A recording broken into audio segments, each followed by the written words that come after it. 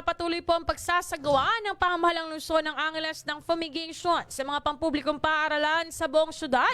Bahagi ito ng Brigada Eskwela. Ang pamahalang lungsod ay nagsasagawa rin po ng 4S strategy, search and destroy, sub-protection measures, seek early consultation at say yes to fogging in case of outbreak. Ito po ay laban sa dengue sa mga paaralan.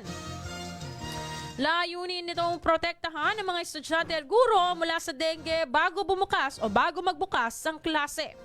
Ayon kay Mayor Lazatin, kailangang matiyak na ligtas ang mga mag-aaral at guro sa dengue bago ang umpisa ng klase. Pinangasiwa naman Executive Assistant Defor Reyna Manuel ang naturang operasyon kasama si Angeles City Economic Development Investment Promotion Office Chief Iris Bonosliego. Inaasahan naman na may kabuoang 55 mga pampublikong paaralan ang pupuntahan ng Angeles City Anti-Dengue Task Force upang magsagawa ng fumigation activities.